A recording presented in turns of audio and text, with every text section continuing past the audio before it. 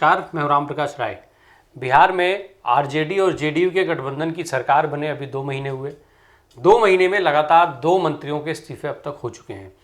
पहला इस्तीफा कानून मंत्री के तौर पर जिम्मेदारी संभाल रहे कार्तिकेय सिंह का हुआ। उसके बाद अब इस्तीफा हुआ है कृषि मंत्री के तौर पर जिम्मा संभाल रहे सुधाकर सिंह का। सुधाकर सिंह बिहार की राजनीति में एक बड़ी विरासत के तौर पर जाने जाते हैं, क्योंकि वो आरजेडी के प्रदेश अध्यक्ष जो जगदानंद हैं उनके बेटे हैं। रामगढ़ की विधानसभा सीट से पहली बार विधायक चुने गए थे इसी चुनाव में, और इसके बाद इनको जब सरकार बनी है तो कृषि मंत्री जैसा अहम मंत्रालय मिला था। इसका अंदाजा लगाया जा सकता है कि इनकी जो विरासत है वो कितनी बड़ी होगी। सुधाकर सिंह जब से मंत्री बने थे तब से लगातार चर्चाओं में चल रहे थे। पहली चर्चा इनकी शुरुआत तब हुई थी चर्चाओं की जब इन्होंने मंत्री बनने के बाद जो तमाम सुरक्षा और प्रोटोकॉल होता है उसको लेने से इनकार कर दिया था। वहाँ से ये चर्चा में आए थे। जब इनका नाम मंत्रिमंडल के लिए आया तो फिर भारतीय जनता पार्टी की तरफ से इनका विरोध भी हुआ। कार्तिकेय सिंह का भी विरोध हो रहा था, इनका विरोध हो रहा था, इनके ऊपर गबन का आरोप लगा था, जिसके चलते भाजपा इनका विरोध कर रही थी कि इन्हें मंत्री नहीं बनाया जाना चाहिए। बहरहाल मंत्री बने, मंत्रालय चल रहा था। मंत्री रहने के बाद भी ये कई बार सुर्खियों में रहे। अपने ही विभाग के आंकड़ों से इतर इन्होंने अपने आंकड़े दिए जब रुपाई को लेकर के आंकड़े आए थे। इसके अलावा इन्होंने सार्वजनिक तौर पर ये बात कही थी कि जो विभाग है वो चोर है, और खुद को जो है चोरों का सरदार इन्होंने बताया था। ये घटनाएं चल रही थी। इसके बीच में इनका ये इस्तीफा आता है। इनके इस्तीफे के बाद आरजेडी के प्रदेश अध्यक्ष और इनके पिता जगदानंद बयान देते हैं मीडिया को। वो मीडिया के सामने आते हैं और मीडिया से बातचीत करते हैं। उन्होंने कहा कि बिहार में जो कृषि मंत्री हैं वो बड़े जोर शोर से मंडी कानून के सवाल को उठा रहे हैं, जिसको लेकर के पूरा देश और प्रदेश जो है वो व्यथित रहा है। आंदोलन चला और कानून वापस हुए। फिर उन्होंने आगे बोला कि संयोग ये भी है कि कृषि मंत्री ने इन सवालों को उठाया, पर केवल सवाल उठाना ही पर्याप्त नहीं है, इसके लिए बलिदान देना पड़ता है। और बिहार में जो कृषि मंत्री हैं उन्होंने अपना इस्तीफा सरकार के पास भेज दिया है, जिससे कि सरकार आसानी से चलती रहे, और वो नहीं चाहते हैं कि कोई भी लड़ाई आगे बढ़े। यानी सुधाकर सिंह के इस्तीफे को जगदानंद ने उनके बलिदान और त्याग के तरफ मोड़ दिया है, और बलिदान और त्याग के रूप में उनको प्रदर्शित किया जा रहा है। सवाल ये उठता है कि क्या जो सुधाकर सिंह का ये इस्तीफा आया है वो उन्होंने खुद से दिया है, या फिर उनकी कोई मजबूरी रही, या उन्हें मजबूर किया गया। दूसरा, जो इनके इस्तीफा देने का तरीका है वो भी एक सवाल खड़ा करता है। दरअसल इन्होंने जो इस्तीफा दिया है मुख्यमंत्री को संबोधित किया है, पर इस्तीफा भेजा उन्होंने तेजस्वी के पास है। उप मुख्यमंत्री के पास इन्होंने इस्तीफा भेजा है। उप मुख्यमंत्री के पास एक मंत्री का इस्तीफे का जाना ये अपने आप में एक सवाल उठाता है। दरअसल इसको अब जोड़ करके देखा जा रहा है कि कहीं ये प्रेशर पॉलिटिक्स तो नहीं हो रही है, कहीं ऐसा तो नहीं है कि आरजेडी के प्रदेश अध्यक्ष के बेटे होने के नाते वहाँ पर आरजेडी और तेजस्वी के ऊपर एक प्रेशर बनाया जा रहा है।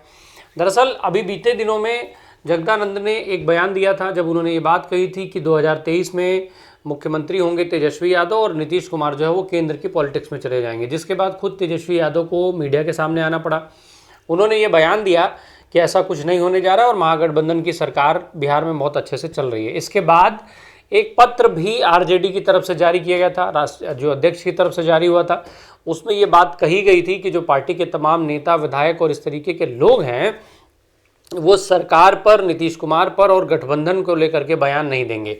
उसके लिए केवल तेजस्वी ऑथराइज थे और वही बयान दे सकते हैं। पर जगदानंद का ये बयान आया, अब सुधाकर सिंह का ये इस्तीफा, इसके बाद बिहार का जो सियासी माहौल है वो गर्म हो गया। इस गर्म माहौल में घी डालने का काम किया सुशील कुमार मोदी, जो पूर्व उप मुख्यमंत्री बिहार के और उसके बाद सांसद हैं, भारतीय जनता पार्टी के वरिष्ठ नेता हैं, बिहार में ठीक से कमान संभालते हैं। वो इसके लिए सामने आते हैं भाजपा की तरफ से। सुशील कुमार मोदी का जो बयान आया, उन्होंने अब इस लड़ाई को जगदानंद बनाम नीतीश कुमार बना दिया। साथ ही साथ उन्होंने इन दोनों के बीच के मूंछ की लड़ाई भी इसको बना दिया है।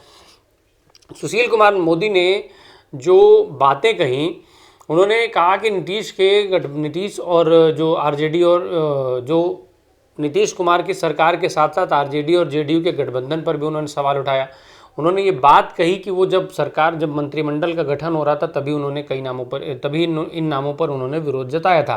कार्तिकेय के नाम पर भी भाजपा ने विरोध जताया था, सुधाकर सिंह के नाम पर भी भाजपा ने विरोध जताया था, क्योंकि उन्होंने बताया कि सुधाकर सिंह पर राज्य खाद्य निगम का करोड़ों का घोटाले का आरोप है, पैसा इन्होंने जमा नहीं किया था, गबन का आरोप है।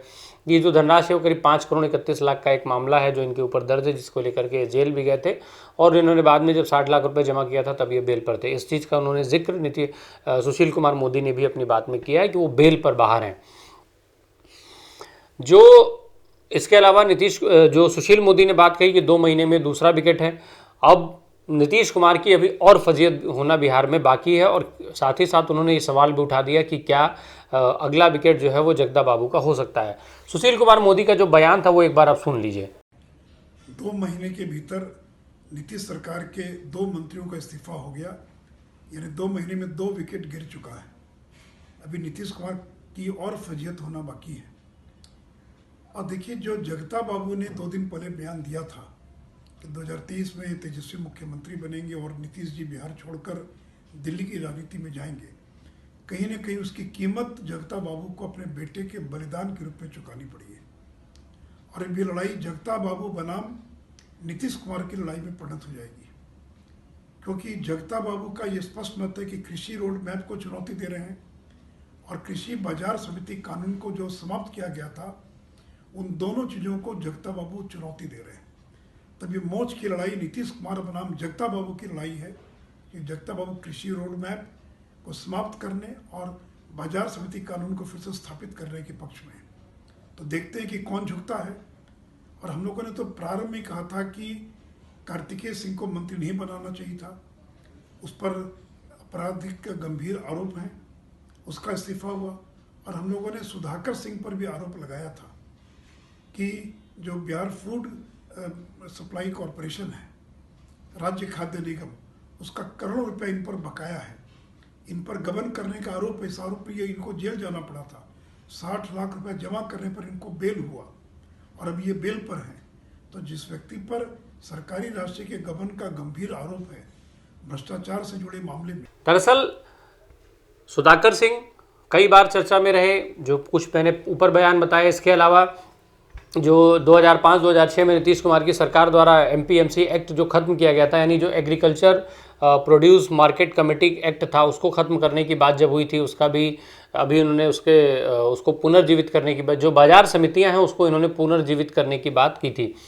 कुल मिलाकर ये हो गया था कि जो इनके बयान आ रहे थे सुधाकर सिंह के, जितने भी इस तरीके के, उससे सीधी सीधी नीतीश कुमार की छवि प्रभावित हो रही थी, क्योंकि लंबे समय से सत्ता में नीतीश कुमार है। सरकार जो अभी चल रही है वो भी नीतीश कुमार की ही अगुवाई में चल रही है। तो ऐसे में ये जो सारे बयान थे वो कहीं ना कहीं नीतीश कुमार की छवि को प्रभावित कर रहे थे। उनका इस्तीफा मंजूर हो चुका है। उनका जो विभाग था वो पर्यटन मंत्री को दे दिया गया और पर्यटन मंत्रालय का अतिरिक्त प्रभार उप मुख्यमंत्री तेजस्वी प्रसाद को सौंप दिया गया है। अब देखना ये होगा कि जो सुशील मोदी जो सवाल उठा रहे हैं उसमें कितनी सत्यता रहती है, क्योंकि अब उन्होंने इस लड़ाई को नीतीश कुमार बनाम जगदा बाबू बना दिया है। जगदा बाबू जो हैं वो उनकी राजनीतिक हैसियत को ऐसे समझा जा सकता है कि सियासी गलियारे में इस चीज़ की चर्चा हमेशा से रही है कि जब चारा घोटाले के मामले में लालू प्रसाद यादव को जेल होती है और राबड़ी देवी बिहार का मुख्यमंत्री बनती हैं, तो पर्दे के पीछे से पूरी सरकार जगदा बाबू ही चला रहे थे। तो वो बड़ा राजनीतिक कद है जगदा बाबू का। ऐसे में अगर जगदा बाबू बनाम नीतीश कुमार की ये लड़ाई होती है तो तीसरा विकेट जो है, जो अगला नंबर जगदा बाबू का भी हो सकता है, जिस तरीके की संभावनाएं सुशील मोदी जता रहे हैं। ये आने वाला वक्त बताएगा। साथ ही साथ इन सारी घटनाओं का बिहार की राजनीति में क्या असर पड़ेगा। इसके अलावा जो जगदा बाबू का दावा था कि 2023 में बिहार की सत्ता तेजस्वी यादव को सौंप करके और नीतीश कुमार खुद केंद्र की राजनीति में चले जाएंगे, इसमें भी सच्चाई जो है वो समय के साथ पता चलेगी। बने रहिए हमारे साथ, अगले एपिसोड में फिर मुलाकात होगी। धन्यवाद।